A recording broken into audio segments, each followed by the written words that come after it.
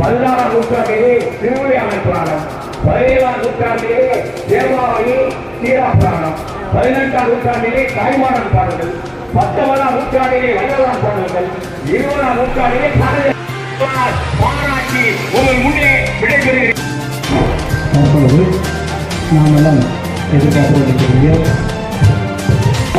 அமைச்சர் அவர்கள் திருமயத்தின் செல்லப்பிள்ளை நமது நிரந்தர அமைச்சர் அவர்களை சிறப்புரை ஆற்றுமாறு அன்போடு கேட்டுக்கொள்கிறோம்.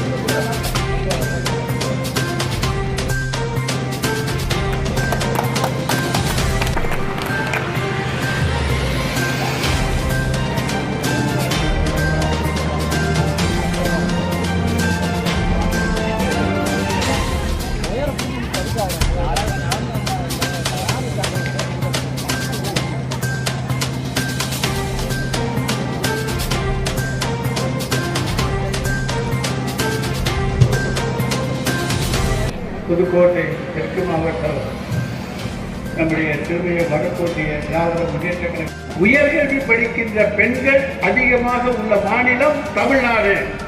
கல்விக்கு முதலிடம் கொடுக்கின்ற மாநிலம் தமிழ்நாடு.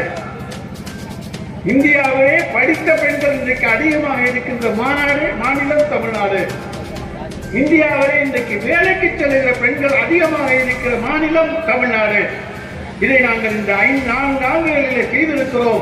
பெருமையோடு சொல்லுகிறோம், நெஞ்சை நிமிர்த்தி சொல்லுகிறோம். இதை போல இந்தியாவில் எந்த மாநிலமும் கிடையாது. ஊருக்குள்ளே வச்சுக்கிட்டு பொய்ய சொன்னா திரும்ப திரும்ப பொய்ய சொன்னா நம்பிடுவாங்கன்னு நினைக்கிறாங்க. பெண்களுக்கு சுதந்திரம் இல்லை என்கிறார்கள். எந்த பெண்ணுக்கு சுதந்திரம் இல்லை? எந்த பெண்ணுக்கு ஆபத்து? பெண்கள் இன்றைக்கு சுதந்திரமாக நடமாடுகிற ஒரு மாநிலமாக தமிழ்நாடு தான் இந்தியாவில் இருக்கிறார்கள். இரவு 9 மணிக்கு 10 மணிக்கு பேருந்தை விட்டு இறங்கி வீட்டுக்கு தைரியமாக தனியாக செல்லக்கூடிய துணிச்சலை பெண்ணுக்கு தந்திருக்கிற அரசு தலைவர் தளபதியினுடைய அரசு. இந்த தைரியத்தை வேற எந்த மாநிலமும் பெண்களுக்கு தரவில்லை, நாங்கள் தந்திருக்கின்றோம். சொல்றாங்க இங்க சட்ட ஒழுங்கு செய்து என்னையா நடந்துச்சு? அவங்க தூத்துக்குடியில துப்பாக்கி சூடு நடத்திட்டு காக்கை குருவி சுடுவதை போல சுட்டுக் கொண்டார்களே, அது போலவா நடந்தது? அல்லது சாத்தான்குளத்திலே காவல்துறையினர் அங்கே வந்தவர்களை அடித்து கொண்டார்களே, அது போன்ற சம்பவங்களா? பொள்ளாச்சியிலே கவலை சிறுமிகளை எல்லாம் கொள்ளு அன்றைக்கு அவர்களை எல்லாம் இன்றைக்கு போக்சோ வழக்குகளை குற்றவாளிகளாக ஆக்குகின்ற செயல்களை செய்தார்களே, வன்கொடுமையை அதை போன்ற செயல்களாக நடந்தன. 15 நாள் ஆட்சி எஃப்ஐஆர் போட அன்றைக்கு அண்ணா திராவிட முன்னேற்ற கழக ஆட்சியிலே. எனவே ஒரு பெண் காவல் நிலையத்துக்கு செல்வதற்கு 5 நாட்கள் காவல் நிலையத்தில் சென்று புகார் கொடுக்கக்கூடிய துணிச்சலை அந்த பெண்ணுக்கு தந்திருக்கிறோம். அது இந்த அரசினுடைய சாதனையா இல்லையா? எனவே நாங்கள் எல்லாருக்கும் துணிச்சலை தருகிறோம், எல்லோருக்கும் தைரியத்தை தருகிறோம், பணப்புழக்கத்தை தருகிறோம். இன்றைக்கு உங்களுடைய மகள் அரசு பள்ளியிலே படித்துவிட்டு உயர்கல்வியில் படிக்க சென்றால் 1ஆம் தேதியான அப்பா அம்மா 1000 கொடுக்கிறாங்களோ இல்லையோ, தலைவர் தளபதி அவங்க கணக்கில் 1000 கொடுக்கிற ஒரே நாடு இந்தியாவிலே தமிழ்நாடு. வேற எங்க கொடுக்குறாங்க 1000 ரூபாய்? நாங்கெல்லாம் காலேஜில் படிக்கிற 10 ரூபா 20 ரூபா 50 ரூபா வாங்குறதுக்கே படாத பாடுபடுவோம். ஆனால் இன்றைக்கு பெற்றோர் கொடுக்க வேண்டாம், என்னுடைய தாய் தந்தையை எதிர்பார்க்க வேண்டாம், உங்களுக்கு நான் தருகின்றேன். உங்களுக்கு கல்விக்கு தேவையான தேவைகளை நீங்களே பூர்த்தி செய்து கொள்ளுங்கள் என்று சொல்லி அவர்களுக்கு தைரியத்தையும் உற்சாகத்தையும் தந்திருக்கிற அரசு தலைவர் தளபதியினுடைய அரசு. எந்த காலத்திலும் இல்லாத அளவுக்கு தமிழ்நாடு பொருளாதாரத்திலே இன்றைக்கு நம்முடைய ஜிடிபியுடைய குரோத் இந்தியாவிலேயே 9.69% உயர்த்தி பெருமைப்படுத்திக் கொண்டிருக்கிற அரசு தமிழ்நாடு அரசு.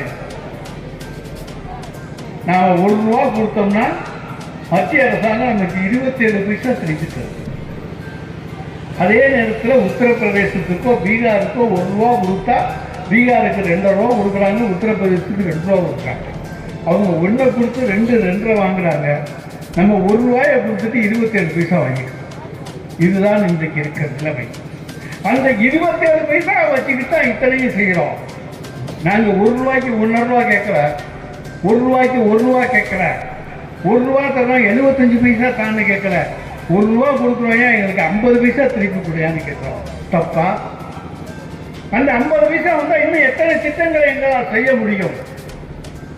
நீங்கள் கொடுக்கிற வரிப்படம் அதை ஒன்றிய அரசுக்கு ஜிஎஸ்டியாக செலுத்துகிற பொழுது, பல்வேறு முறைகளிலே வரியாக செலுத்துகிற பொழுது அவர்கள் பெற்றுக்கொண்டு 1 ரூபாயை பெற்றுக்கொண்டு நமக்கு திருப்பி தருவது 27 பைசா.